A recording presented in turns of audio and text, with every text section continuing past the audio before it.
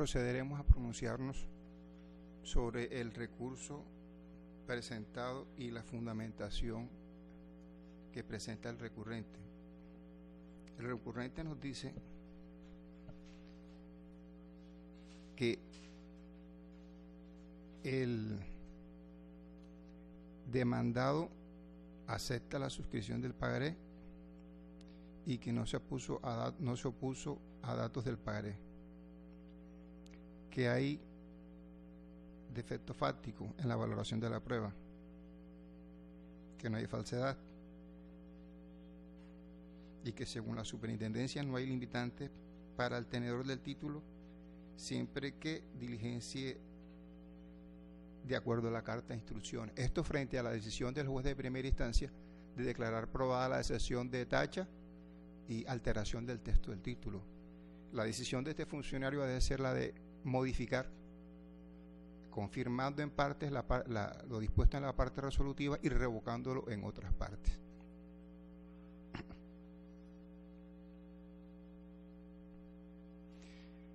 En cuanto a lo que la tacha de falsedad tiene que ver, tenemos que diferenciar la necesidad de probar la culpa o el dolo, pero solo para efectos de la condena a la sanción del 20% al que se refiere la norma, porque la manifestación de una conducta dolosa o culposa en principio corresponde al juez penal. Entonces tenemos que diferenciar la tacha de falsedad, sobre todo la material en materia civil, de la investigación del delito de falsedad, cuya investigación corresponde al juez penal. Y al juez penal es el que le corresponde valorar las conductas acerca de si ella fue dolosa o culposa, hablando en términos punitivos estrictamente entendidos. En materia civil lo que nos interesa es averiguar si ese título presenta o no adulteraciones. Y en esto considero yo, en cuanto a detectar, a confirmar si hay o no falsedad, ese es el análisis en el que nos debemos detener.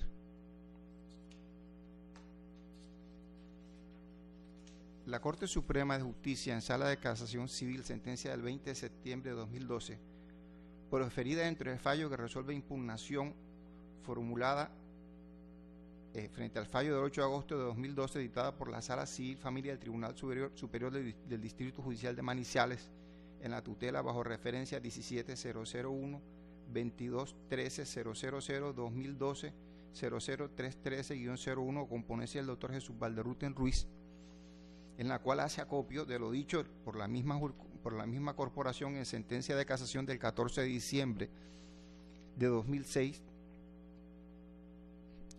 Un párrafo que utilicemos ahora dice, abro comillas, no obstante la aserción imperativa de la norma, hablamos de la norma del Código de Procedimiento Civil, viene al caso una mirada sistemática del Código de Procedimiento Civil, tras lo cual emerge que las sanciones no pueden aplicarse de cualquier modo y que siempre que se trate de imposición de castigos por el juez debe examinarse si medió algún grado de culpa, obrar negligente, mala fe, deslealtad o dolo de la parte. Pero, y aquí terminamos la cita, la Corte está haciendo referencia a investigar si podemos sancionar con el 20% a aquel litigante que resultó vencido en la tacha. Únicamente en cuanto al respecto a la sanción, más no a la investigación, a la determinación de si hubo o no la tacha. Allí insisto, lo que nos corresponde averiguar es si objetivamente, sobre todo en la tacha de falsedad material, que es de la que investigamos en materia civil, al rompe se ve, o por lo menos que el perito, con sus conocimientos técnicos en la materia, nos puede determinar, nos puede decir si hubo o no esa alteración. Que hubo la alteración es aceptada por la misma parte demandada.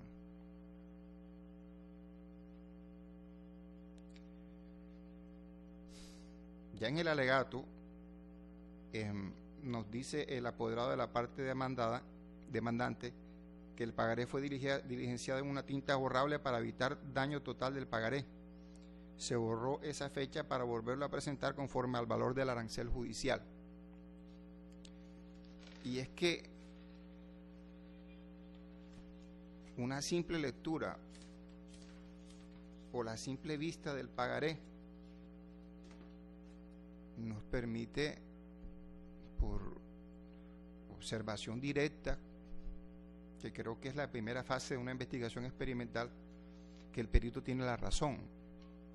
Aquí vemos claramente que la fecha de vencimiento, o sea, la fecha en que será pagadero el pagaré el 13 de febrero de 2014, en 13 de febrero hay unas escrituras sobre borrado, es decir, hay un borrado y después hay un repintado. En el 2014 hay un repintado, y en el importe del pagaré, en la suma, en la cantidad donde se dice, en la cantidad numérica, 26.140.349, hay una escritura sobre borrado. En cuanto a la fecha de suscripción del pagaré, en el mes septiembre también se observa un sobreborrado. Entonces, el perito no estuvo desacertado en su misión, más si tuvo el apoyo técnico de unas lupas y la pericia propia de los conocimientos que tiene como perito grafólogo.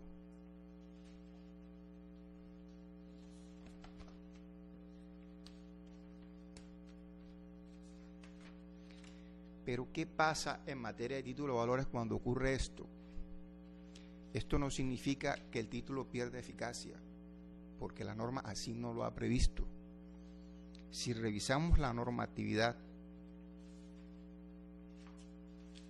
en donde el Código de Comercio, que es la legislación aplicable por la clase de instrumento, un instrumento negociable que se presenta a ejecución, si revisamos el título que se refiere a la ineficacia, nulidad, anulación e inoponibilidad, no nos encontramos en ninguno de los casos para considerar que aquí hubo ineficacia, puesto que en ninguna parte, ni de la parte general de la regulación de los títulos de valores, ni en la parte específica del pagaré, se dice que la alteración conlleva la ineficacia. Y la ineficacia, de acuerdo al artículo 897 del Código de Comercio, así se tiene que decir específicamente en la norma. Cuando nos dice, cuando en este código se exprese que un acto no produce efectos, se entenderá que es ineficaz de pleno derecho, sin necesidad de declaración judicial. Pero la norma tiene que decirlo, la norma tiene que expresarlo. En cuanto a las causales de nulidad absoluta, el 899 nos trae que el negocio será jurídico, el negocio será nulo absolutamente en los siguientes casos: cuando contraríe una norma imperativa, cuando tenga causa u objeto ilícitos y cuando se haya celebrado por persona absolutamente incapaz. La prueba aquí no nos llevó a que se presentasen alguna de estos tres tipos de circunstancias. Será anulable, según el artículo 900 del Código de Comercio, el negocio jurídico celebrado por persona relativamente incapaz y el que haya sido consentido por error, fuerza o dolo. Ninguna de estas circunstancias se acreditó. Inoponibilidad. Será inoponible a terceros el negocio jurídico celebrado sin cumplir con los requisitos de publicidad. No es del caso.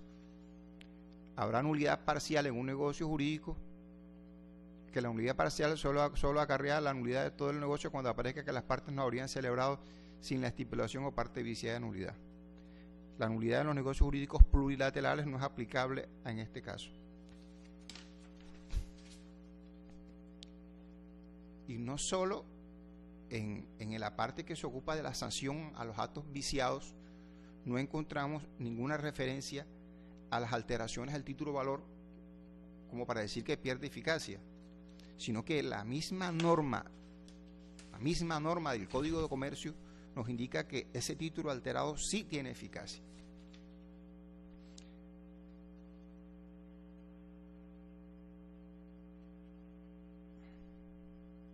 Hablamos del artículo 631 del Código de Comercio, que nos dice: obligaciones en caso de alteración del texto de un título de valor. En caso de alteración del texto de un título de valor, los signatarios anteriores se obligan conforme al texto original y los posteriores conforme al alterado. Se presume, salvo prueba en contrario, que la suscripción ocurrió antes de la alteración. O sea que aún en presencia de un título alterado, persisten las obligaciones cambiarias. Lo que pasa es que están condicionadas. Tenemos que averiguar en qué momento ocurrió la alteración y en qué momento ocurrió la suscripción por parte del obligado. Esto va en consonancia con la manera como el 784 del mismo código recoge esta excepción. Nos dice el 784: contra la acción cambiaria solo podrán oponerse las siguientes excepciones. Y dice en su ordinal quinto: la alteración del título sin perjuicio de lo dispuesto respecto de los signatarios posteriores a la alteración. O sea que si uno suscribe un texto alterado, en nada hace presentando la excepción, porque ya uno está enterado de la nueva literalidad, de la nueva presentación del título. De allí que se habla de sin perjuicio de lo dispuesto respecto de los signatarios posteriores, porque es que el 631 nos dice: en caso de alteración del texto de un título, los signatarios anteriores se obligan conforme al texto original y los posteriores conforme al alterado. O sea que sí hay obligación cambiaria. ¿Tenemos tacha? Sí tenemos tacha porque hubo adulteración. ¿Hubo alteración? Sí hubo alteración. Y en eso acertó el juez de la primera instancia. Y la presencia física del título nos lleva a que el perito en ningún momento desacertó, muy por el contrario de lo presentado en su alegato por el apoderado de la parte demandante y ahora recurrente. El inconveniente que tenemos para el ejercicio de la acción cambiaria en este caso es saber en qué momento suscribió el título el obligado cambiario. En este caso hablamos del señor Porfirio Castillo Zamora. No sabemos cuándo ocurrió la suscripción del título para saber cómo encasillarlo, porque nos dice la norma, y lo repetimos, el 631: en caso de alteración del texto de un título valor, los signatarios anteriores a la alteración se obligan conforme al texto original y los posteriores conforme al alterado. Y me corrijo, no es que sepamos cuándo lo suscribió, porque sabemos, porque así se dice, que el título de valor fue suscrito en blanco, con carta de instrucciones, en eso no hay discusión. Eso significa que el señor Porfirio Castillo Zamora suscribió el título en blanco. Ahora, ¿cuál es el texto por el cual se obliga el señor Porfirio Castillo Zamora? ¿Por cuál texto? ¿Cuál del alterado? En este caso, tenemos una duda, tenemos una incertidumbre. ¿Cuál es el texto original y cuál es el texto alterado?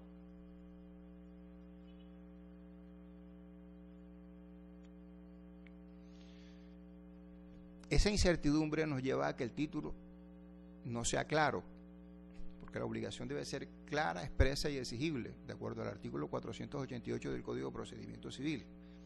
Y aquí no sabemos cuál es la obligación de él. Como bien lo dice el apoderado de la parte demandada, la alteración de la fecha tiene gran trascendencia. Tiene gran trascendencia en la medida en que en cualquier momento podría alterarse un título de próximo vencimiento y de esa manera favorecernos con un nuevo conteo del término de prescripción. No estamos hablando de poca cosa. Igual manera podremos decir en cuanto al monto del importe del título. Entonces, la parte que suscribe el título valor estaría completamente inane, completamente indefenso frente a todos los cambios que le quisiera hacer, que quisiera proponer, que quisiera imponer la persona que posea el título valor.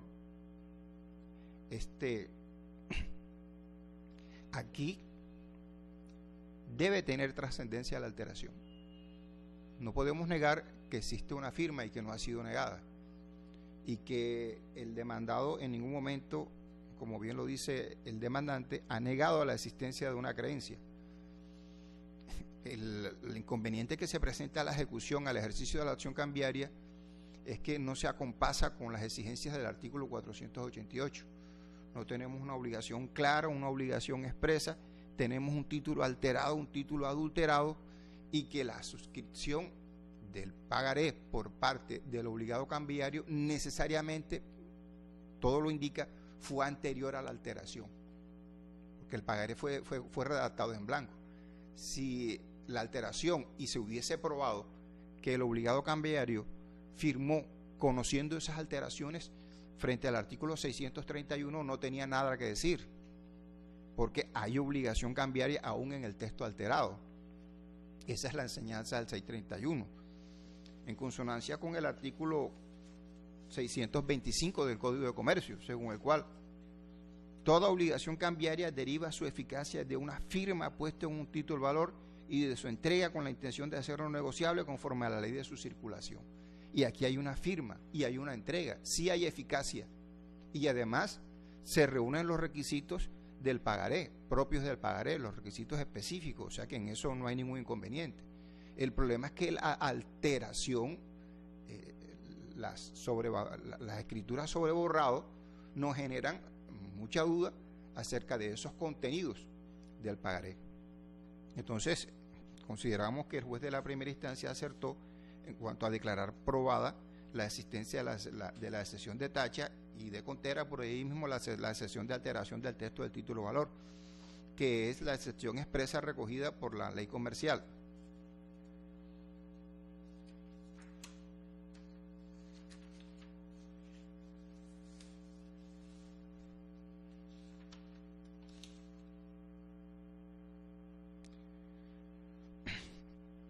Se declara parcialmente falso, nos dice en el ordinal tercero, y es que hay falsedad en la medida en que hay alteración. Ya le corresponderá al juez penal, en la medida en que también se confirma la decisión de oficiar a la Fiscalía, para que sea el señor fiscal quien determine si hay una conducta que merece reproche desde el punto de vista penal.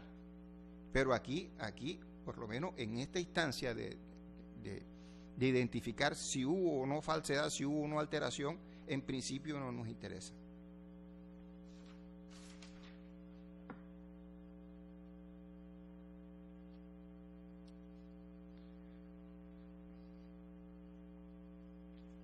La investigación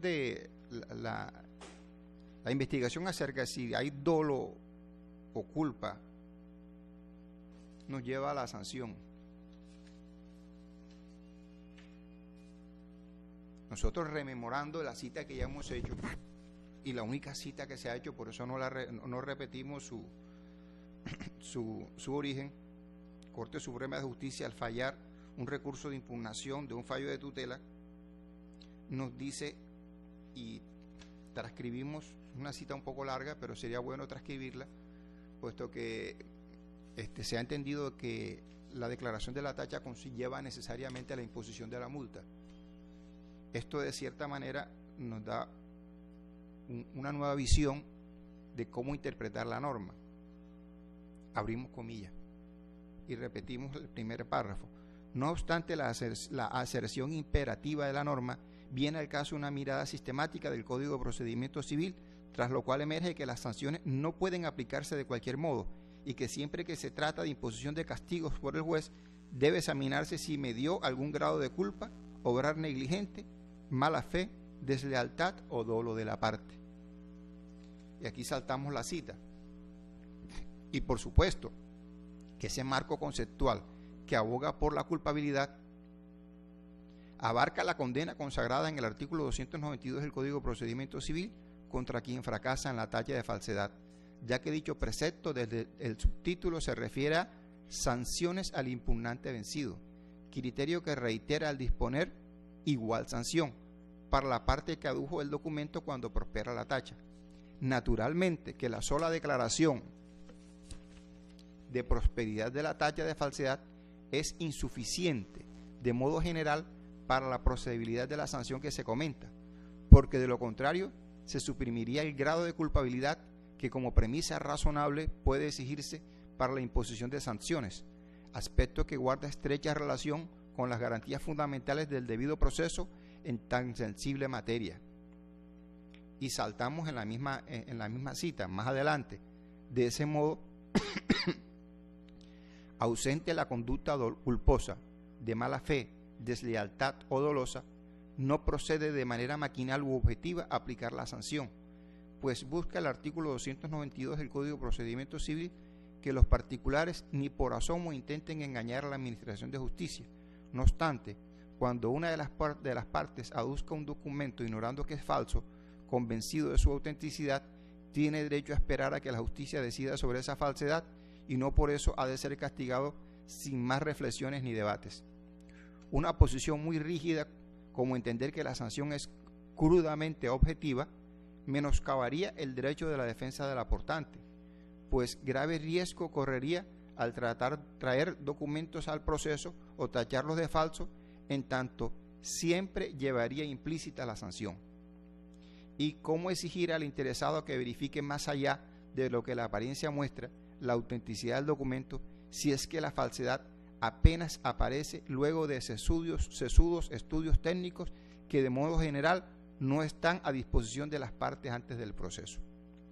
Total, que la multa consagrada en el artículo 292 del Código de Procedimiento Civil para quien resulta vencido a propósito de una tacha de falsedad documental no puede aplicarse de manera objetiva y en cualquier caso, porque al fin y al cabo se trata de una sanción que requiere prudencia por parte del juez, en consonancia con los principios antes anunciados, para que la medida punitiva se mantenga en un campo más bien restringido.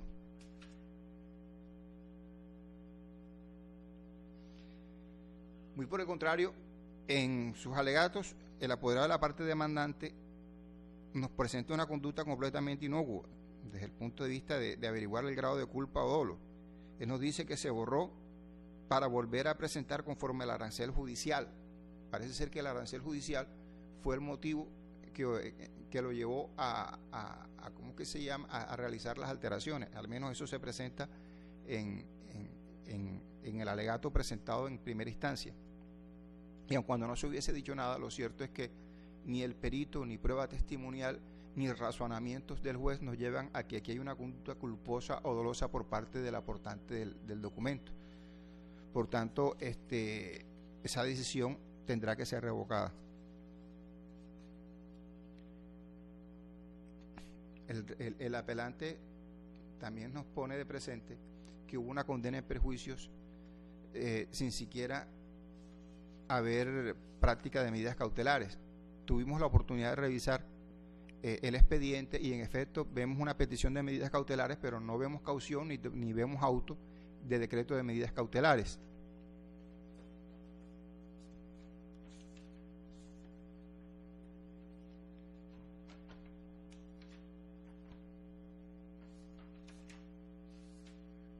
Entendemos que la condena en perjuicios por las medidas cautelares y por el proceso vienen a consecuencia de la terminación del proceso, porque el 687 así lo prescribe. Dice: se levantará el embargo y secuestro en los siguientes casos. Numeral cuarto: si se ordena la terminación del proceso ejecutivo por la revocatoria del mandamiento de pago o porque prospere una sesión previa o de mérito, que fue lo que ocurrió aquí. Entonces, lo que debemos entender es que la condena en costas y perjuicios al levantamiento de medidas cautelares y al proceso, que es lo que se dice en la parte resolutiva, vienen a consecuencia de la terminación del proceso ejecutivo por la prosperidad de una sesión de mérito. Entonces dice el inciso final de este artículo 687, con la modificación del decreto 2282 del 89. Siempre que se levante el embargo o secuestro en los casos de los numerales 1, 2 y 4 a 8 del presente artículo, se condenará de oficio a solicitud de parte en costas y perjuicios a quienes pidieron tal medida, salvo que las partes convengan otra cosa. Si el juez no impone dicha condena, el auto será apelable. Entonces miremos la norma. Dice: siempre que se levante el embargo o secuestro, para poder levantarlo tiene que estar practicado. Lo mismo dice el 687. Se levantarán el embargo y secuestro, porque es que si no hubo práctica de medidas, mal puede hablarse de perjuicio, en principio. Entonces, y tan es así, vean los términos condicionales de la parte resolutiva del fallo apelado. Condénese al ejecutante a pagar las costas y los perjuicios que el ejecutado haya sufrido con ocasión de las medidas cautelares y del proceso. Que el ejecutado haya sufrido, no que sufrió. Entonces, lo que vemos es que La condena aquí en costas y perjuicios era innecesaria porque no hubo levantamiento porque no hubo levantamiento efectivo, hubo la orden del levantamiento, pero levantamiento no había lugar porque no había práctica de medidas cautelares.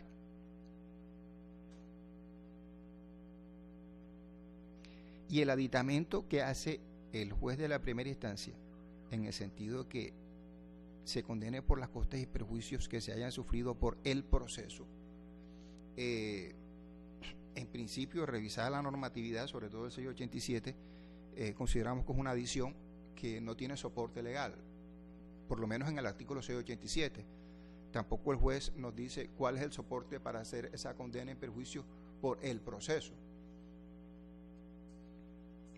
Entendemos que, y volvemos y repetimos, que la condena en perjuicio estuvo soportada en el artículo 687, pero el artículo 687, primero, condena en perjuicios en la medida en que hubo práctica de medidas cautelares, y segundo, únicamente se refiere al levantamiento a práctica de medidas cautelares y no por la presentación de la demanda y el curso del proceso.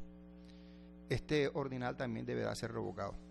De todas maneras, deberemos condenar en costas, en esta instancia, al apelante, porque el grueso de su apelación, que es la revocatoria de la excepción de mérito, de la talla de falsedad, no hubo lugar, pero sí habrá lugar a una aminoración en la medida en que hubo una revocatoria de ordenaciones en la primera instancia. Entonces, con base en el acuerdo 522, perdón, el acuerdo 1887 de 2003 de la Sala Administrativa del Consejo Superior de la Judicatura, se señalarán en la suma de 522.000 pesos las costas en segunda instancia.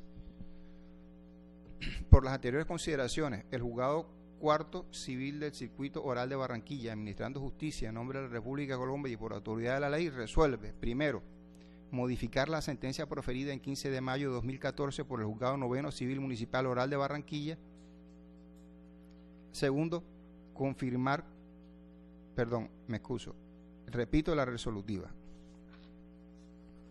El Juzgado Cuarto Civil del Circuito de Oralidad de Barranquilla, administrando justicia en nombre de la República de Colombia y por autoridad de la ley, resuelve, primero, confirmar lo dispuesto en los numerales 1, 2, 3, 5, 6, 7, 9 de la parte resolutiva de la sentencia apelada. Segundo, revocar lo dispuesto en los numerales 4 y 8 de la parte resolutiva del fallo apelado.